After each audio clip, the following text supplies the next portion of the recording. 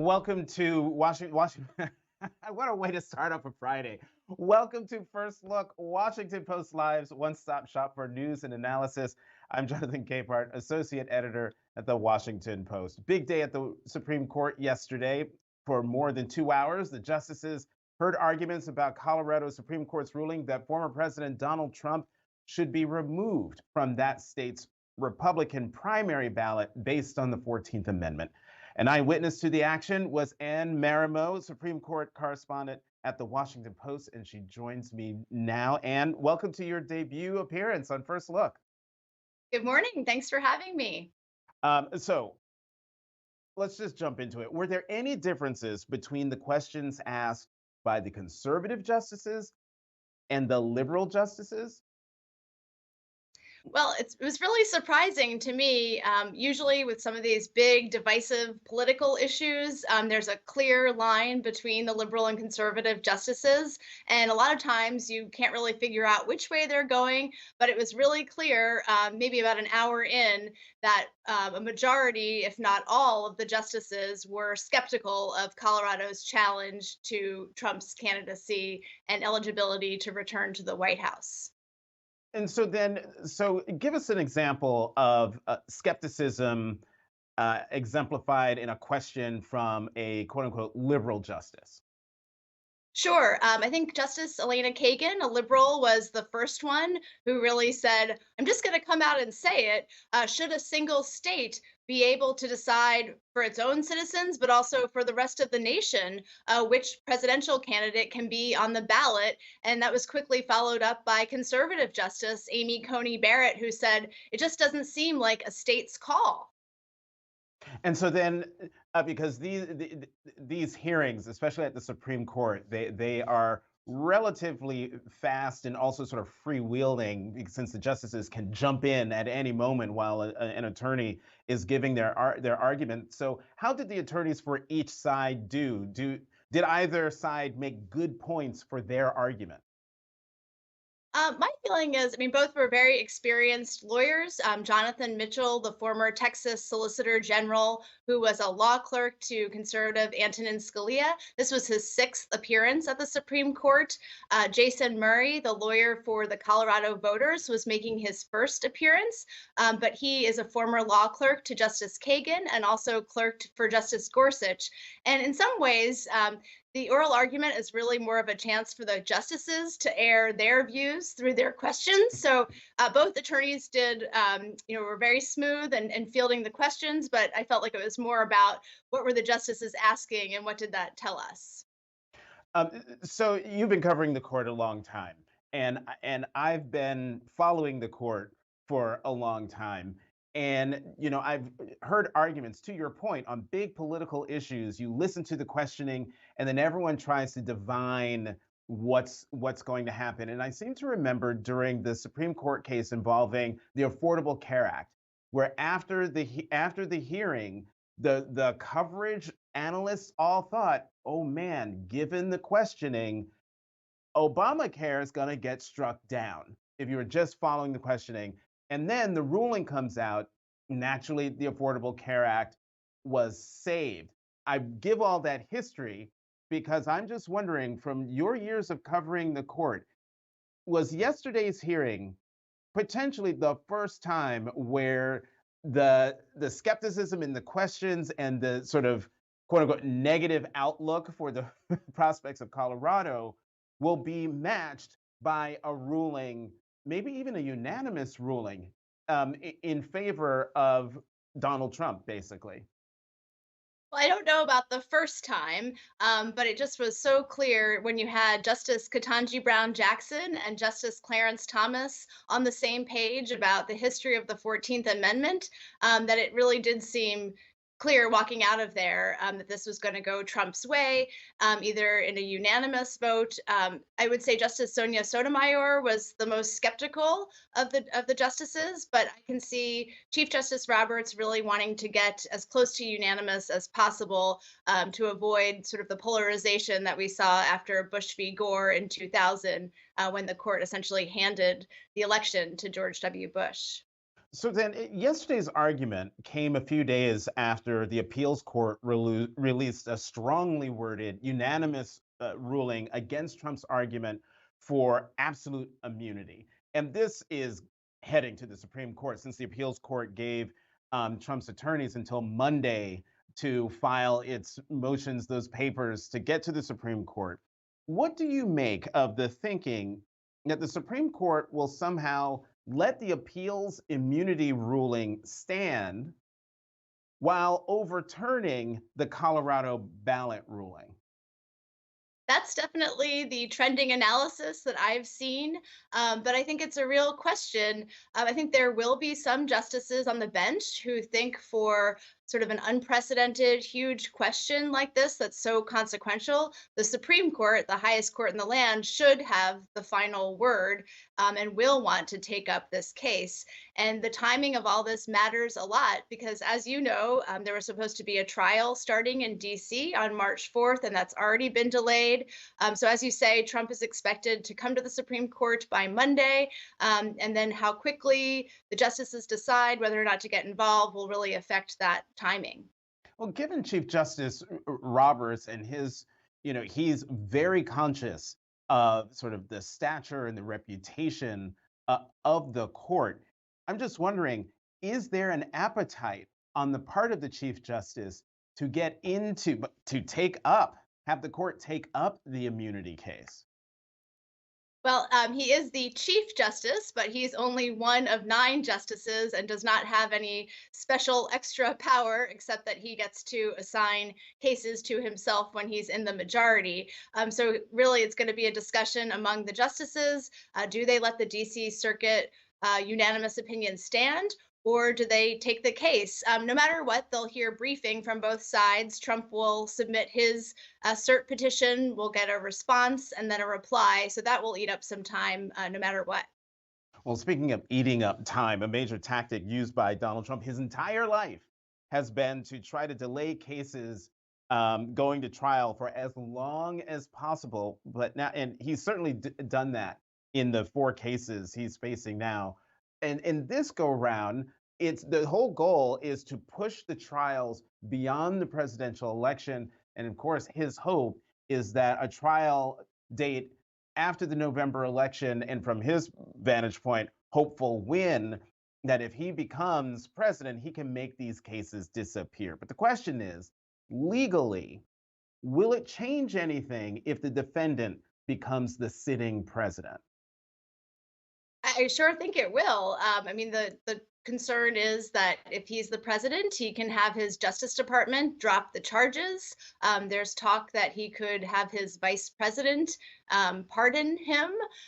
So, yes, the timeline is very important. And as you said, we've seen in other cases when Congress was trying to get his tax and financial records, when the Manhattan District Attorney was trying to subpoena Trump, he kept losing all along the way. But because the legal process takes time, he sort of won by losing through delay. And You, that's what you could know, happen here. right, right. And also on the issue of pardon, I mean, in order to get a pardon, you have to, there's a requirement of an admission of guilt, right? Yes, Okay. So, there would be a couple steps there. right. So I just, putting it out there, if, you want to pardon yourself, get yourself pardoned, there's some stuff that comes with it. Ann Marimo, Supreme Court correspondent for the Washington Post, thank you very much for coming to First Look. We're going to have you back. Have a good Great to weekend. talk with you. Thanks. All right, time for the Opinions Roundtable. So let's go to the opinion side of the Washington Post, where we will find Washington Post columnists E.J. Dion at the top of the Brady screen and Hugh Hewitt at the bottom of the Brady Bunch screen that we have. E.J., Hugh, welcome back to First Look. Thank Good you, to be John. with you, Thank for having Jonathan. me, Jay. Okay. Hugh, we're going to talk about a tweet you put out in a moment, but let's just set the table for a moment. We have to talk about the report from Special Counsel Robert Hur. First, your individual reactions to Special Counsel Hur's conclusion that, quote, President Biden, quote, willfully retained and disclosed classified material after his vice presidency when he was a private citizen, but, quote, does not establish Mr. Biden's guilt beyond a reasonable doubt. EJ, your reaction first. I think there are three things we need to focus on. The first, which is not getting enough attention, is what we saw yesterday was the radical difference between the Biden Justice Department and the Trump Justice Department. When the Mueller report came out, Attorney General Bill Barr didn't release it for a long time. Instead, he put out a mischaracterization that suggested that Donald Trump was totally exonerated, which he clearly was not. The exact opposite of that in the report, and then finally let it out. What we saw with the Garland Justice Department under Joe Biden is that Garland went out of his way. He appointed a special counsel for Biden, but not for Mike Pence, where the issues were very similar. He let this report get out there that had extraordinary and I think gratuitous comments on Joe Biden.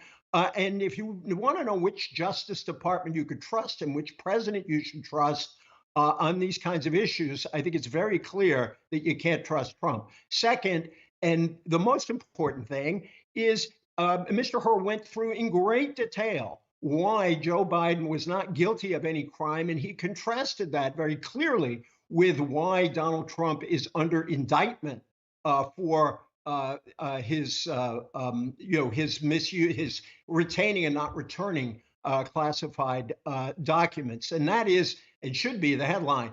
The third is, why in the world did he go into such detail with statements about an elderly man with a poor memory? First of all, it was a 5-hour interview that he had with Biden. Trump wouldn't give an interview. He picked out some things outrageously, I thought, a reference to Hunter Biden. These didn't have to be there. Yes, a special counsel has to explain why he didn't prosecute. But if he says that Biden didn't break the law, the notion of what Biden might do on the stand, which he might not take anyway, including that, is absurd. And all it does, I think he was trying to protect himself from right-wingers in Congress and right-wing commentators who, as we are about to hear, are going to put this to outrageous use. But I want to go back. Let's remember a big difference between two Justice Departments, and that's one of the things we saw yesterday. Mm-hmm. Now, Hugh. First, I want to play. Wait, hold on 1 second, Hugh. Wait, hold on 1 second, Hugh. Just your reaction to the special counsel's report, and then I'm going to specifically ask you about the tweet you sent out. So just, hold your fire on that. I'm going to give you both, but I'm going to start with a little icing on the cake, Jonathan, because that was grade A spin. I've been consuming DC spin for 5 decades, and EJ's the best. And that was just absolutely grade A spin. Not talk about the special counsel report, not talk about page 218 to 19, that as a sympathetic, well-meaning elderly man with a poor memory, they couldn't convict Joe Biden. Not talk about— I just quoted at you, just by the way. I know, so anyway. Mischaracterized Bill Barr's actions in the aftermath of the report. It was just wonderful spin. Here's my bottom line. I think the president could be prosecuted. I think that the special counsel was right not to bring charges. I do believe that he would not be convicted by a jury. I do think he should, as we were going to talk about, resign. It is a devastating report. There are classified documents, not at 1, not at 2, not at 3, but 4 different locations. They all could have endangered the national security of the United States. And we obviously have a double standard at work here with Donald Trump, but that's not on the table. Right now on the table is the fact that the commander-in-chief is not competent. He is infirm and should resign. EJ, since an accusation was leveled at you, I will give you the floor to respond. No, I think that so much of what you said is either misleading or so deeply partisan that I'm not worried that he said I spun anything. What I said was absolutely true. I think it's outrageous to use this report to say, call on Joe Biden to resign. And I'm not going to deal with it anymore because it's not serious, but it'll get you a lot of attention on social media. What I will note is there is no double standard here. That's absurd. He is trying to get Donald Trump off the hook for obstructing those who wanted the documents. Joe Biden returned all the documents. He sat for an interview for 5 hours in the middle, the day after Hamas attacked Israel, and he was dealing with national security matters. If you want to talk about double standards, Mike Pence did exactly the same thing as Joe Biden. Mike Pence was also exonerated. There was no crime there. There was no special counsel for Mike Pence. The Garland Justice Department went out of its way to appoint a Republican special counsel to investigate Joe Biden. And so I would say the notion of a double standard is so distorting about what's at stake here. And again, if you want to trust the Justice Department, look at Garland's handling of everything and look at Barr's handling of the Mueller report. So Hugh, you tweeted out at 8:22 this morning, so just before we came on. I'm just going to read the second part of it since you've already said what it is. There isn't a ship or submarine where the skipper wouldn't be removed if such a report arrived. Not a plane a pilot could fly or a platoon a lieutenant could lead if they had a fitness report like at POTUS received from her. Biden should resign. If he doesn't, he should be impeached if vice president and cabinet don't trigger 25th. Hugh, you sort of explained why you said that, but it seems to me that that's extreme. It's not extreme. I think I have active duty family members about whom I am concerned that the commander in chief can neither process nor retain information. And that is Mr. Herr's finding. I am more concerned that last night, after an improvidently and imprudently called press conference, the president returned to the podium and said, without prompting, as you all know, I think our ally Israel has been over the top from the beginning of this. That has never been said before, like Tony Blinken's statement the day before about the inhumanity Israel has shown towards Palestinians. It will show up in the ICJ proceedings initiated by South Africa. It is wholly irresponsible, and this guy should not be running the defenses of the United States. I am not a fan of the vice president. I don't think she's ever going to win the spelling bee either. But I do believe she can take in and retain information, and it is clear if you cannot remember the day on which your son died, and I happened to have dinner last night with a man who's unfortunate to have had that circumstances, and I asked him cold, what day did your son die on? He knew instantly. The president is too old to be the president. This isn't a political statement, not a partisan statement. He is too old to run the free world, and he should step aside. A couple of things, Hugh. First, the president didn't say that Israel has been over the top from the beginning. He did not say from the beginning. The other one more question for you, and then EJ, I'll let you jump in. Given what you just said about the current sitting president of the United States, are you concerned that Trump, who is running to be the next president of the United States, is incompetent since he has repeatedly confused Nikki Haley for Nancy Pelosi, has repeatedly said that he ran against Barack Obama when he actually ran against Hillary Clinton? He has made several misstatements and problems with his own memory. So if you've got a problem with President Biden, does that transfer to Donald Trump, who has shown even more of it? Great question. No, I don't. The answer is because Trump sits down for interviews at a regular interval. If the president wants to save this situation, he would set up back-to-back interviews with the anchors of the major newscasts, along with Bret Baier and Jay Tapper today, and do 30 minutes, 45 minutes with each and demonstrate command and facility with facts as Donald Trump does on a daily basis. I don't think it's remotely the same issue. There's a temperament issue that people always talk about. This isn't temperament. I am talking about basic mental capacity. I think he's long been physically infirm.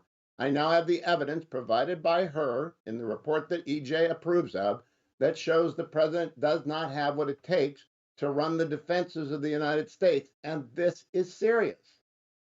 EJ? No, this is not. Take all the time you need. I don't want to deal with this because I think, first of all, it's vile to use Hunter Biden, any reference to somebody who lost their son in the context of this. Second, it is just. Oh, did we lose EJ?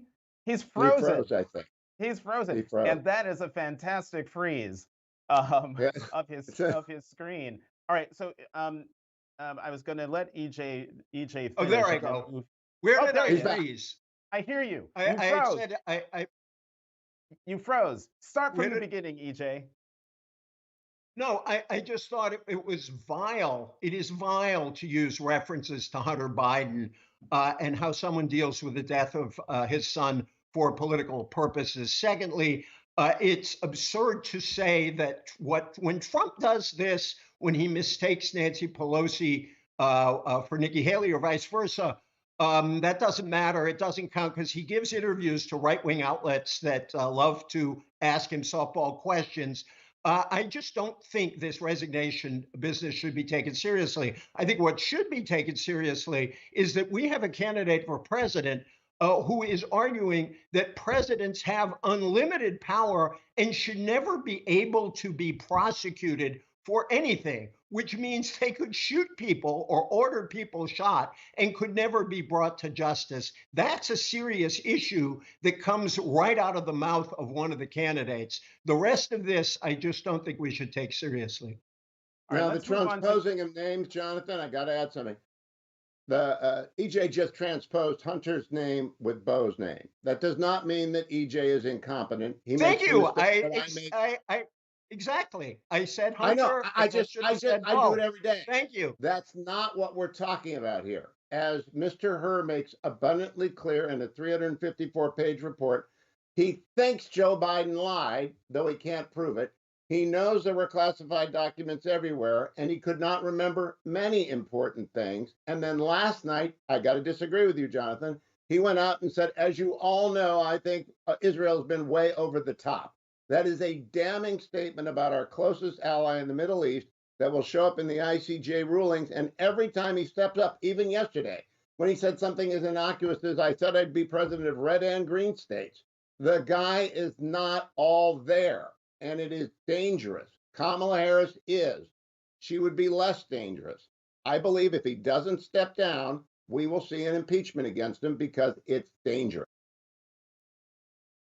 I'm not going to deal with this absurdity. Yeah, we're going to move on. Jonathan, We're going to let's move on to the Supreme Court. EJ, you had a column this week about a change of heart you had. You now believe Donald Trump should be thrown off the Colorado primary ballot. Why? Because when I started out, I looked and said, all right, the best way to deal with Trump is to have him defeated a second time in a free and fair election. Let's do it. And then I went back and looked at the history of the Section 3 of the 14th Amendment, what it was there for, how it was used. I was already starting to change my mind. And then I read a lot of the historical briefs. And I think what's very clear, and I think that the counsel for Jason Murray, the counsel for Colorado, put it very well. He said, the reason we're here is that President Trump tried to disenfranchise 80 million Americans who voted against him, and the Constitution doesn't require that he be given a second chance. Indeed, the Constitution requires that someone who engaged in that behavior should not be able to be president again. I was disappointed by the hearing yesterday, but not surprised, because I thought the whole court was trying to evade the central question here, which is not whether Colorado can do this or Maine can do this. It's whether Section 3 disqualifies Donald Trump from being president because he disqualified himself. And what you saw were justices who were trying to find various off-ramps. And what was fascinating is they were going anywhere they could find. Some were trying to use office versus officer. Some were trying to use states' rights. Interestingly, a court that's sympathetic to states' rights wasn't so sympathetic yesterday. You went into all these directions. I wish they had dealt more with the fundamental question, did Trump disqualify himself, which I think he did. And so, Hugh, were you surprised at how there seemed to be ideological unity in the skepticism of the justices at keeping Trump off the Colorado Republican primary ballot? No, on December 19th, when the Colorado decision came down, I was on TV on a different network and said, this is the most ridiculous decision I've seen in a long time. I've taught con law since 1996, served in the White House counsel's office, served in the Department of Justice. What the justices did yesterday reminded me of the Afghan game of Buzkaji, where you take the goat's head and you knock it around. there isn't a refuge for any of the arguments of the Colorado Supreme Court. It's going to be 9-0. There's not going to be one judge that agrees, one justice that agrees with the Colorado Supreme Court position. The Chief Justice summed it up. It has got no limiting principle. Anyone could do it. The blue states will do it to the red states. The red states will do it to the blue states. It's an utter nightmare. It was intended for the Confederacy. There's a controlling case. I listened to the entire argument. It was a slaughter of the Colorado Council. It's not even close. And the Maine Secretary of State should resign just as soon as the president does. And I'll tell you guys, sometimes we have to deal with facts. People don't like Donald Trump. I get it. You guys aren't going to vote for him. I am. But the bottom line is the people decide in the United States, not bureaucrats in Maine, not 4 judges in Colorado. The idea of no, first of all, I mean, you as in have everybody I disagree with resign mood today. I think that what is very clear from the history is that Section 3 was not just written for Confederate soldiers, and people at the time, senators and House members debating the 14th Amendment said very clearly, this is intended for the future. It's very clear it was intended to cover the President of the United States. Again, you has sympathy for originalism and textualism. It's very clear that it was about presidents as well as other officers of the government. And I can't vote for a 34-year-old for president because they are disqualified under the Constitution. That's not anti-democratic. I can't vote for somebody who is foreign born for president, even if they are the very best man or woman in the country. And I think what you have under this section is Donald Trump's behavior before and on January 6th clearly puts him in the category of having provoked an insurrection and given aid and comfort to those who wanted to take down the Constitution. And I wish, if the court wants to vote 9-0, fine, although I disagree with it. But if they are going to do that, I wish they had dealt far more with the core issue of what Section 3 says and what it means.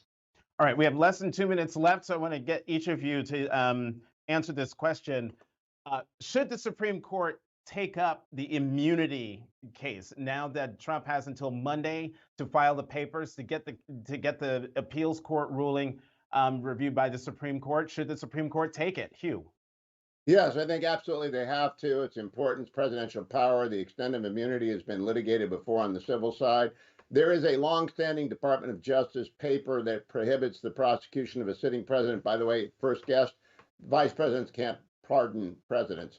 But you can't prosecute sitting presidents either. So the Supreme Court ought to take this up in an expeditious manner, but I often think they ought to set it over for argument in the fall, and we ought not to interfere with the election by the ongoing proceedings in any of these ridiculous cases, except for the obstruction case in Florida. EJ? I'm shocked that you wants to put this off till after the election. I think the ideal thing would be for them to affirm a clear, thoughtful decision by the Court of Appeals. This claim is so absurd on its face. It is clearly designed to delay, and you wants to contribute to the delay. I think they shouldn't take the case. If they do, I don't think they should grant a stay, and that will depend on the math. They need 5 votes to grant a stay, only 4 votes to take the case. I think the case should proceed expeditiously because the voters ought to know how it turns out. So you're both in agreement. The court should take the case. No. I don't think the court should take the case. I think they should affirm the Court of Appeals. But I'm saying if they take the case, I think they should not grant the stay and let the court go forward. Let the case against Trump go forward so voters know whether he's convicted or not. All right. And on that, we're going to leave it there. EJ Dionne, Hugh Hewitt, thank you both very much for coming back to First Look. Have a good weekend. Thank you, Jonathan. For more of these important conversations, sign up for a Washington Post subscription. Get a free trial by visiting, and I'm going to read this, wapo.st/live. I'm going to say it again, wapo.st/live. Also, today marks 317 days that Wall Street Journal reporter Evan Gershkovich has been wrongfully imprisoned in Russia. His crime, journalism. Free Evan. I'm Jonathan Capehart.